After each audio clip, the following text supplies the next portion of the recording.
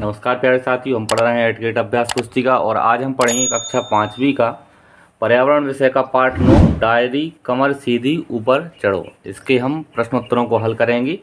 पहले बहुविकल्पी प्रश्न है, आप देखें। पहला प्रश्न है, सही विकल्प चुनकर लिखिए। निम्नलिखित में से ग्रुप लीडर की जिम्मेदारी नहीं है, यानी ग्रुप लीडर की क्या जिम्मेदारी नहीं है, तो इसका बी ऑप्शन सही है। केवल अपने खाने का इंतजाम करना, यह गलत है, तो बी ऑप्शन हमारा दूसरा ऑप्शन सही होगा। दूसरा अगला प्रश्न है, चट्टान से उतरने को क्या कहते हैं, तो चट्टान से उतरने के लिए रैपलिंग कहते हैं। क्या कहते हैं? रैपलिंग। तीसरा विकल्प सही है।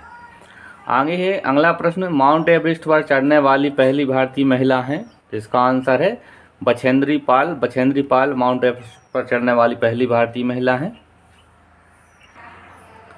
अति लघुत्तरीय प्रश्न है, प्रश्न क्रमांक दूसरा है, पर्वतारोहण में इस्तेमाल की जाने वाली किन्हीं दो सामग्रियों के नाम लिखिए। तो यहाँ हमने नाम लिखा है रस्सी, स्लीपिंग बैग, हंटर शूज।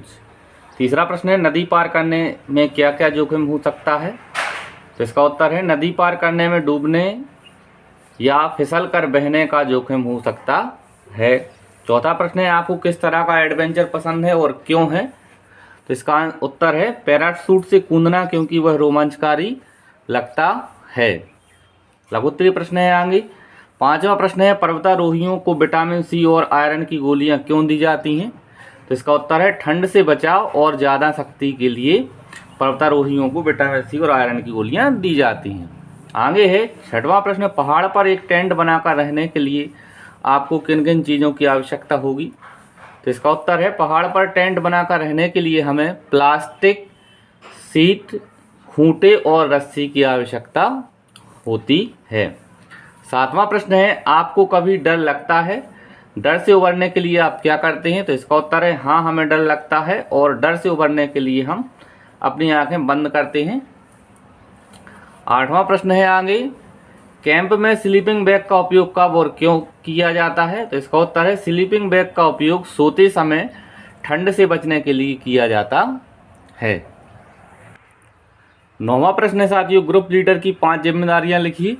तो हमने यहाँ लिखा है, पहला है रुकने के लिए जगह ढूंढना, दूसरा है सबके खाने का इंतजाम करना, तीसरा है साथी के बीमार पड़ने पर उसका ध्यान रखना, चौथा है जो चल ना पाए उसके हाथ पकड़कर चढ़ाना, और पांचवा है पूरे ग्रुप के आगे बढ़ जाने पर ही आगे बढ़ना। 10वां प्रश्न है, पर्वतारोहण के समय क्या क्या सावधानियां रखनी चाहिए, तो इसका उत्तर है हमें पर्वतारोहण से संबंधित सभी सामान रखना चाहिए।